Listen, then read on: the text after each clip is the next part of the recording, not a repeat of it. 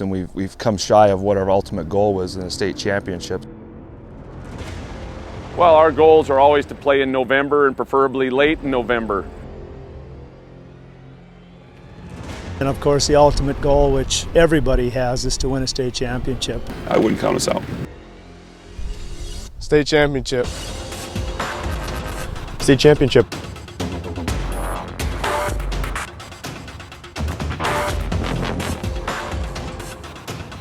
Well, win a state championship, that's the goal of any team.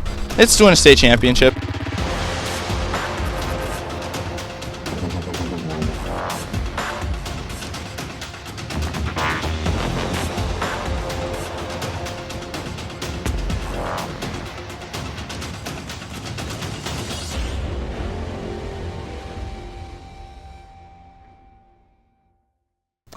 Oh, it is playoff football time. Welcome to Varsity Sports Now. I'm Jay Elson, joined by Jason and Darren. North Dakota got underway in the postseason last Saturday in the small classes, Jason, and there was a lot of good stuff already out there. Yeah, a lot of good stuff. Some upsets in the first round that we did not see coming. You had Linton HMB, who's been strong, and they made it to the Dakota Bowl just 2 years ago. They took out an undefeated Larimer Polar Bears. First time they lost, 28-8. Velva came up with a big win over Killdeer, a team that was ranked in the top 2 just in the last couple of weeks, and got a big win for them. So the Aggies move on. And then West Hope Newburgh-Glenburn, a big win for them, a 44-42 shootout with Grant County Flasher. Wow. And too bad for the Storm. They had such a good season going. Yeah. Lost to Shiloh Christian and then lost in the first round of the playoffs, but still a good year for the Storm. Yeah, tough end to them. Well, let's take a little bit a deeper look at the week that was in North Dakota high school football playoffs.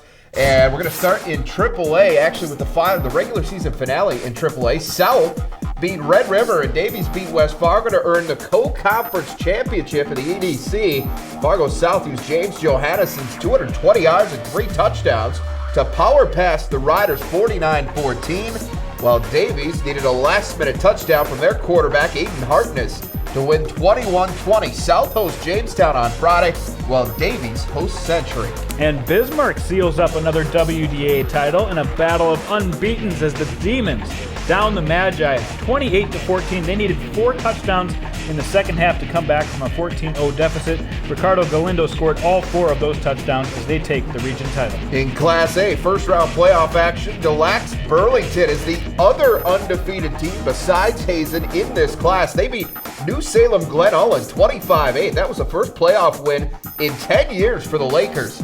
Delax Burlington forced 8 turnovers on their way to that victory. They'll host Velva in the quarterfinals. Oh, a nice little gift. They get to play Velva. So in the first round of 9-man action, the best game of the day featured South Border and Hatton Northwood. The Mustangs get the win, 22-20. South Border defense held Hatton Northwood out of the end zone to seal the win. South Border's Tucker Medinger ran for 138 yards and 2 touchdowns on the way to the win. Mustangs are moving on. All right, the next round of postseason action now set for this weekend in North Dakota.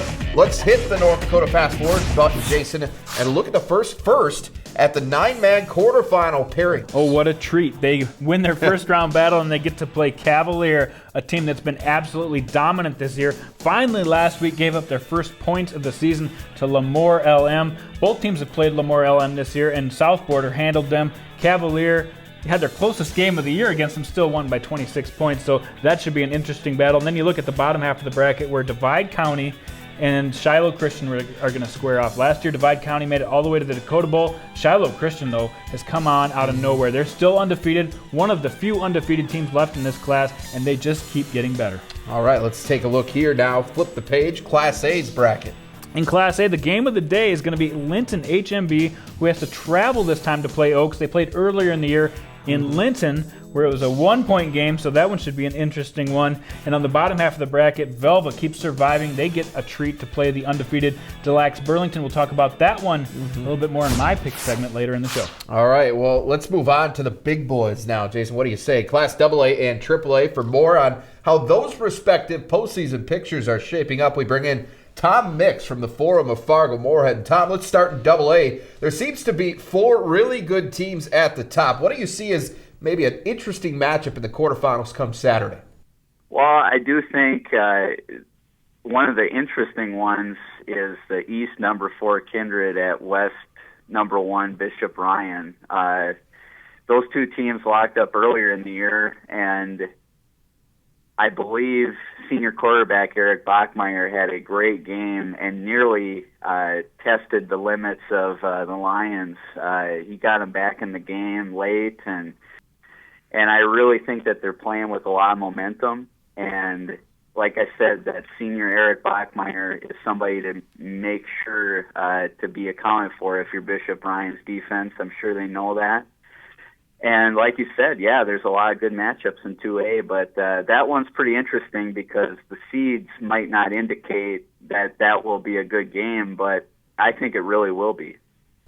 Well, the EDC has been quite a battle this year, but when the East has played the West, they've come up short. Do you think there's a team from the East that has a legitimate chance to win a championship this year? Yeah, the team I think that's probably has the best chance to hang with the West the rest of the way is Fargo South. And the only reason why I say that is their losses to the West teams that they've played this year, one has been in overtime and one was just time ran out. The West-East showdown between Bismarck and Fargo South at Fargo South High School earlier in the year was just a complete shootout. I've never seen anything like it in a high school football game. Both teams were absolutely locked in on offense, and defense was thrown out the window. And I think that South has the best chance to threaten for a title from the East.